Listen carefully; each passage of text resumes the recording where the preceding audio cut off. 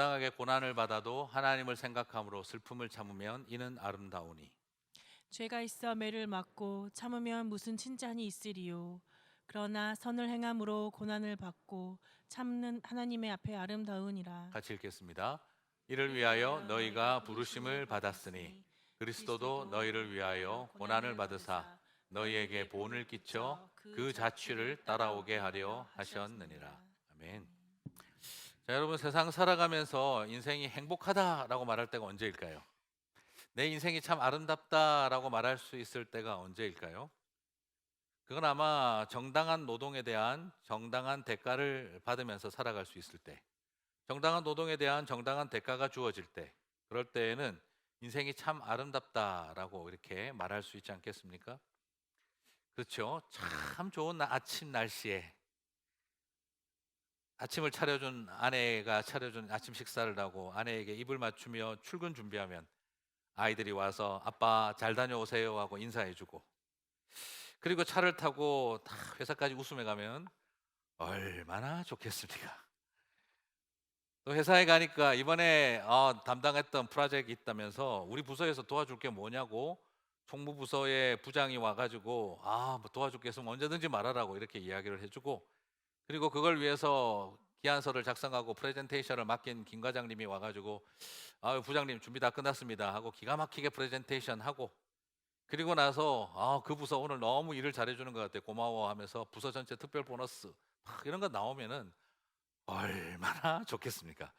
우리 인생이 그렇게만 된다면 행복하고 참 아름답겠죠. 하지만 우리 현실은 그리스도인의 가정이라고 해도 사실은 녹록지가 않습니다. 새벽부터 바쁜 아내에게 미안해서 아침은 먹은 셈 치고, 애들은 아빠가 출근했는지 모르고 아빠는 애들이 학교 잘 갔을 것이라는 믿음을 가지고 그리고 열심히 회사로 갑니다. 그리고 회사에 가면 우리 프로젝트 죽이려고 옆에서 난리치는 다른 부서의 공격이 기다리고 있고, 그리고 믿고 맡겨놨던 김 과장은 기한서 대충 해가지고 말로 때우고 있고, 끝나고 나니 코로나 바이러스 때문에 거래 관계도 다시 중단되어져서 우리 부서에 징계가 떨어질 판이 되어지는 일이 우리의 현실 속에서는 여전히 존재하고 있다는 거죠. 저희 집안 이야기는 절대 아닙니다. 네. 정말 우리 안에 늘 이런 싸움들이 있습니다.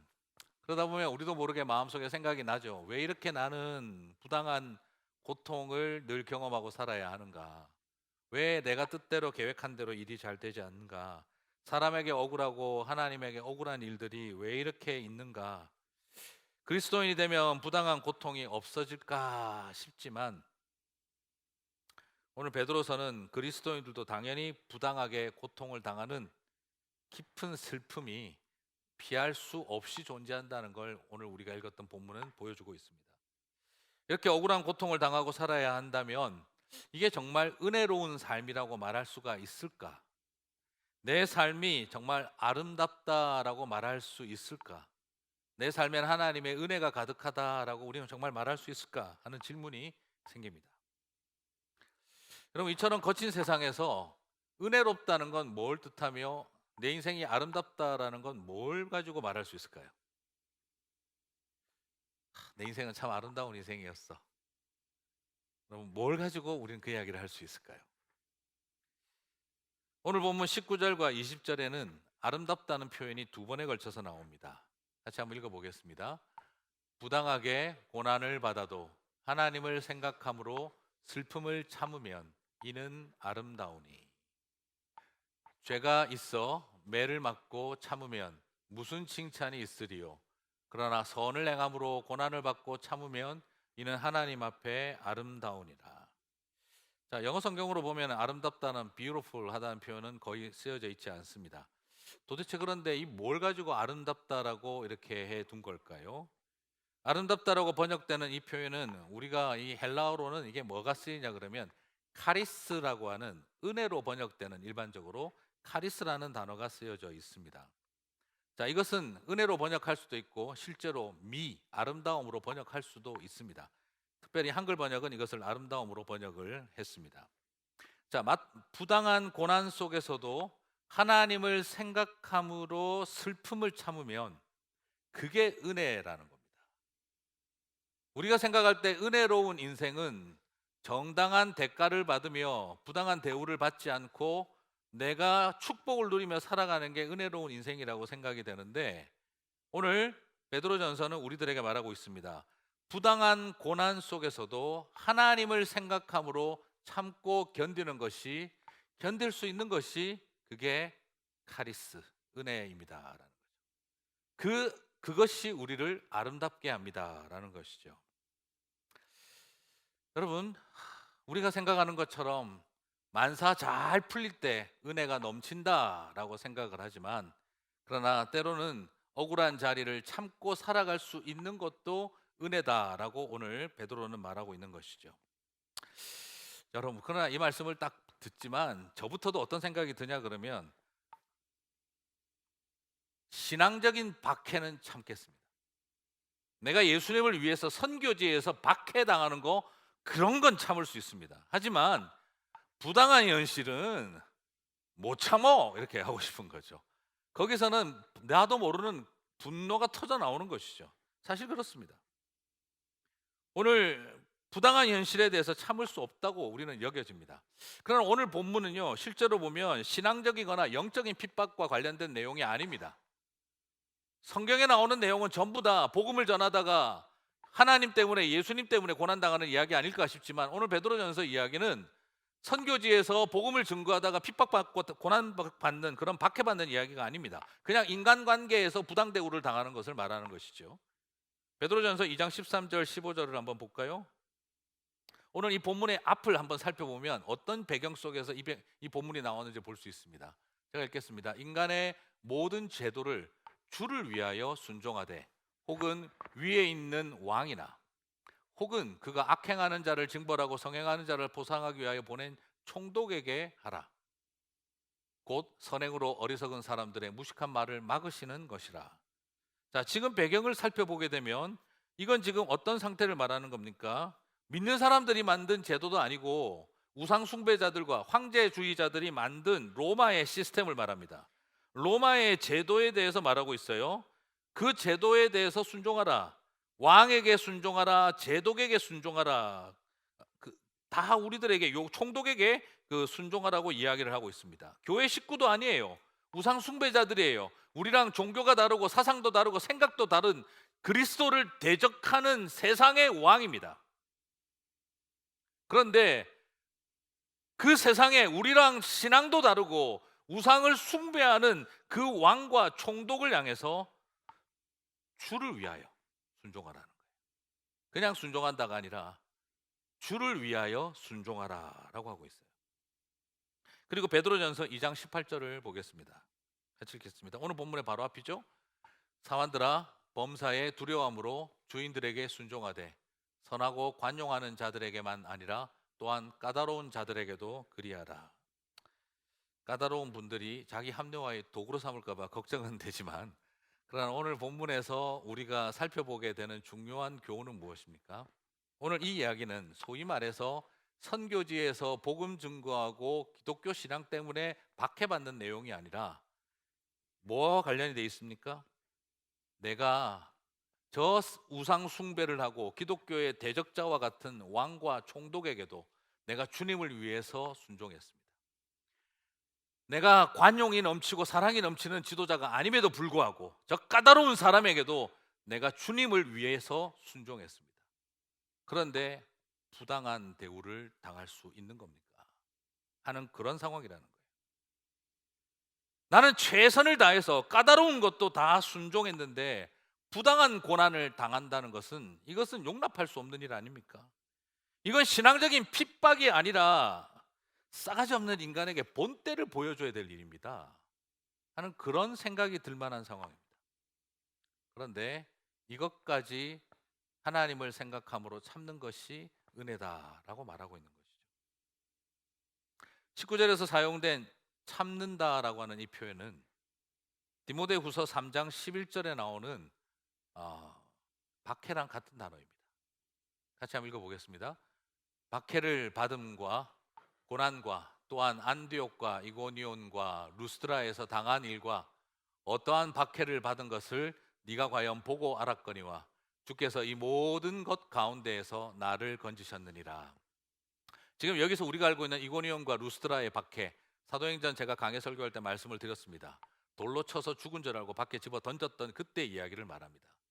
지금 오늘 여기에서 사도 바울은 내가 선교지에서 돌에 맞아 죽은 줄 알고 밖으로 던져지는 그런 핍박과 우리가 일상의 생활 속에서 까다로운 주인에게도 최선을 다해 순종했지만 당하는 부당한 고난을 주님을 생각하며 참는 것을 같은 맥락에서 박해라고 하는 단어와 같은 단어를 사용하고 있다는 것이죠. 자, 이것을 통해 우리들에게 보여주고 있는 것은 무엇입니까? 그냥 힘없고 더럽고 내가 파워 없어서 그냥 참는다는 개념을 말하고 있는 것이 아니라 여기서 중요한 전제는 주님을 생각함으로 주를 위하여 그 모든 것들을 참아가는 일상 속에서의 우리의 주님을 생각하여 일상을 참아내고 살아가는 삶과 선교지에서 무지막지한 박해와 핍박을 받는 것을 같은 맥락에서 지금 보고 있다는 걸 발견할 수가 있습니다. 그래서 사랑하는 성도 여러분, 그렇습니다. 선교지에서는 순교를 각오하고 박해를 견딜 수 있지만 일상에서는 절대 그렇게 못한다가 아니라 일상을 그 고통과 어려움을 참는 것과 선교지에서 참고 인내하며 박해를 견뎌내가 나가는 것을 같은 맥락으로 지금 성경은 보고 있다는 걸 발견할 수가 있는 것이죠. 그래서 부탁드리고 싶습니다.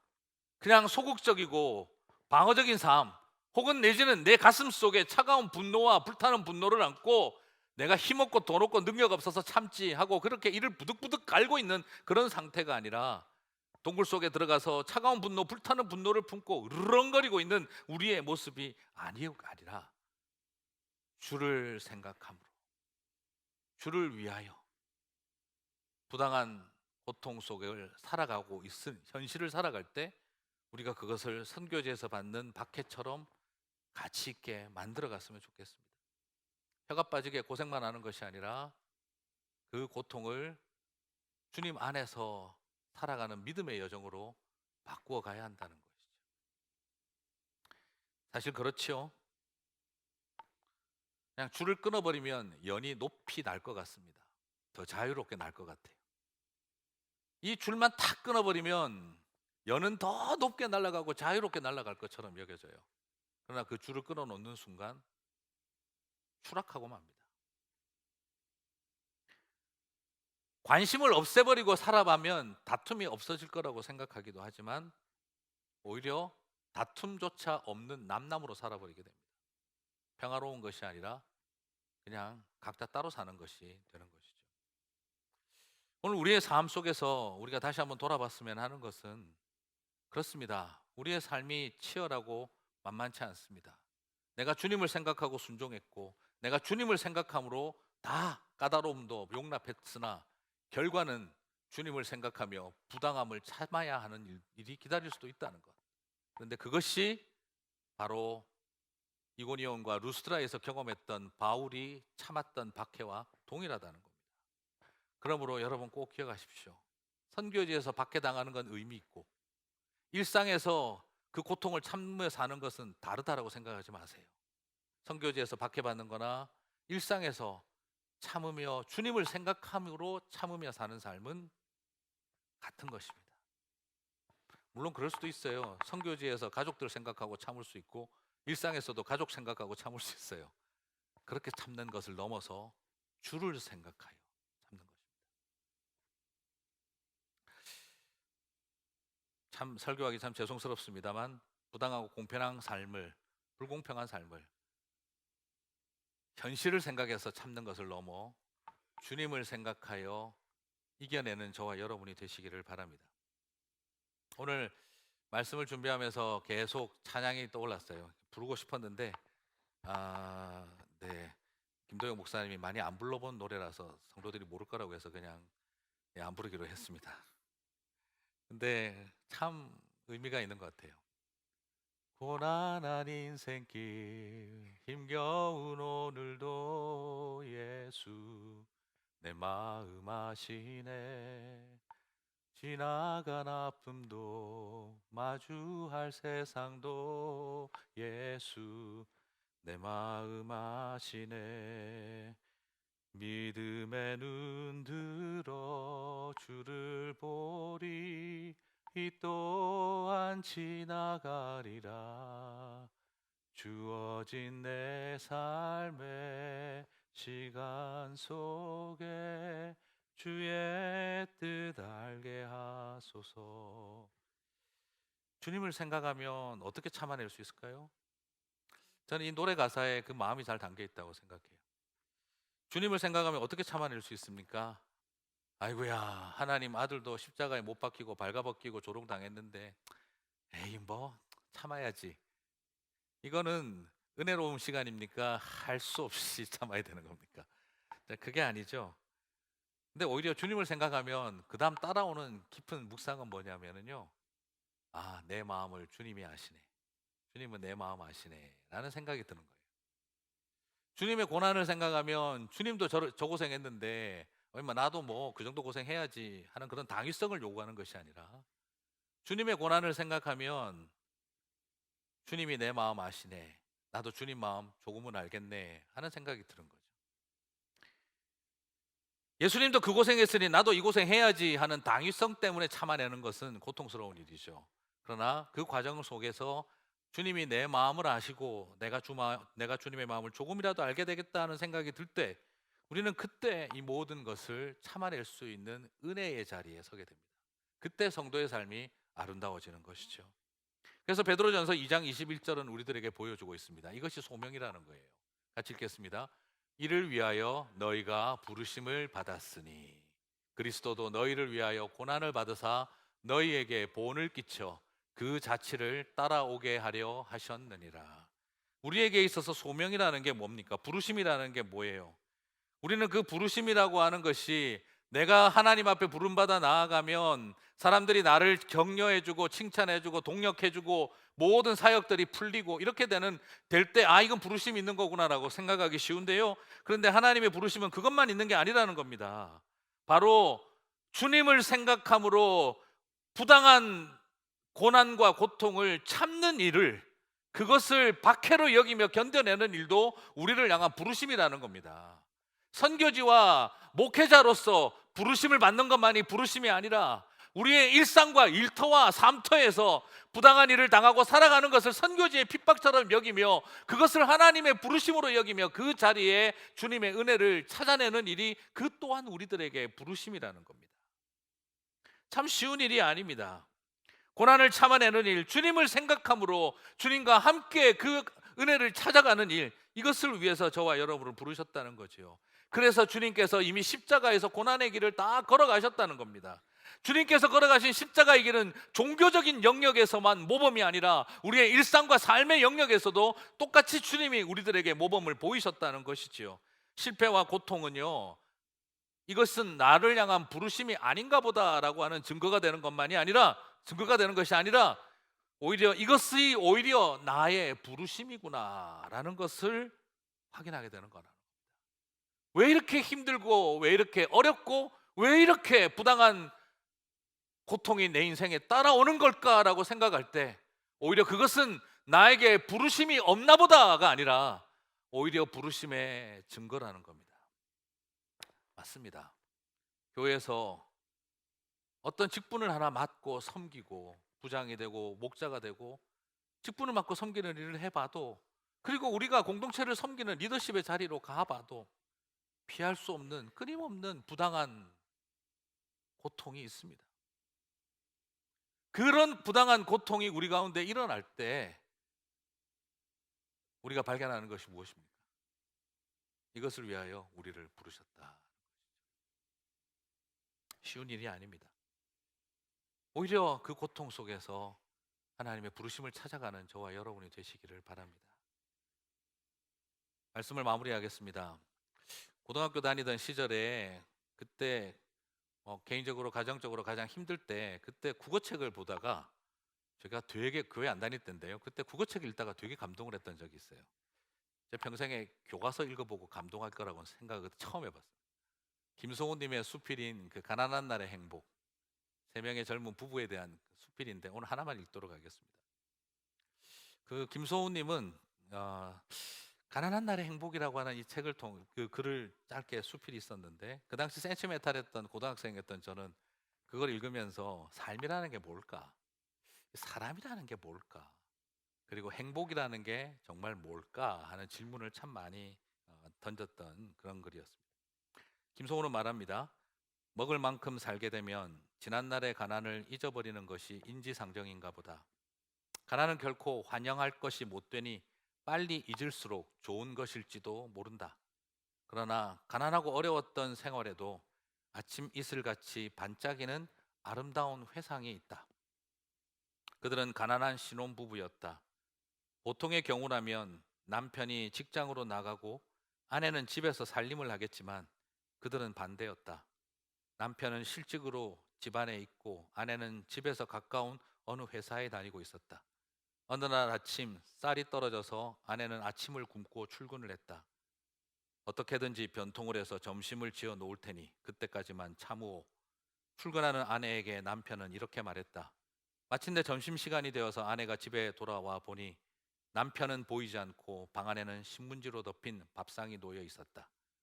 아내는 조용히 신문지를 걷었다. 따뜻한 밥 한 그릇과 간장 한 종지.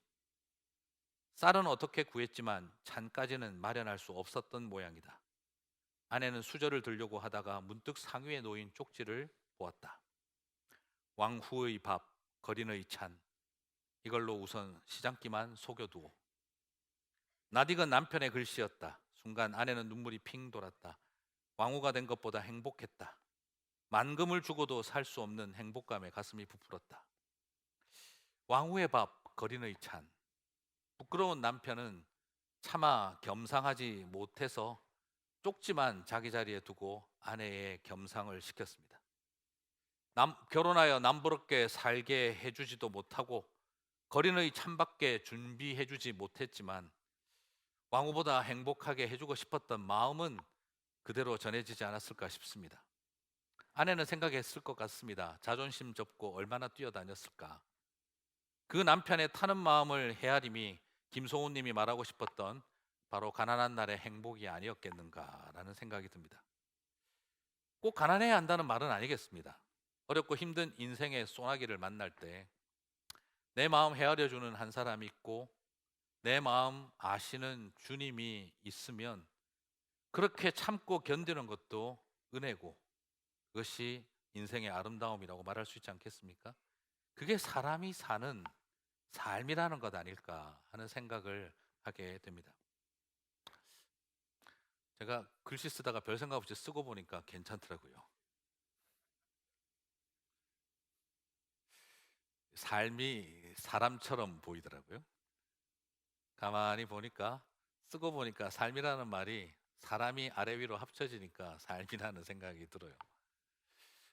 쓰다 보니까 또 잘 쓰니 약간 가운데는 십자가 빌도 나고 그래서 좋다고 생각하고 올려놨다가 혹시 또 있지 않을까 하고 구글링을 해보니 역시 비슷한 생각을 한 사람들은 있었구나 하는 생각이 들어서 거기는 또 저렇게 사람이라고 이렇게 삶이라고 적어놨더라고요. 삶이라는 게 뭐겠습니까? 결국 사람이라는 두 글자가 합쳐진 것 같아요. 사람이 십자가 아래에서 하나 되는 것, 그래서 서로가 함께 어우러져서 사는 것, 내가 주님 마음 알고 주님이 내 마음 아시는, 그래서 주님을 생각하면 참아지는 것이 당위성 때문이 아니라 내 마음 아시는 주님을 바라볼 때 우리는 부당한 고통을 참으며 그것을 은혜로 바꾸고 아름다움으로 말할 수 있지 않겠나 하는 생각이 듭니다. 힘들고 어려운 삶의 자리를 지키시는 우리 성도님들 많이 계실 것입니다. 그 삶의 자리가 은혜가 되시기를, 그 삶의 자리에 아름다움으로 가득 차시기를 주님의 이름으로 축복합니다. 그것이 오늘 우리에게 주시는 하나님의 위로고, 그래서 우리는 삶터를 살아낼 수 있는 힘을 거기서 얻게 될 줄 믿습니다. 그래서 함께 자리에서 일어나셔서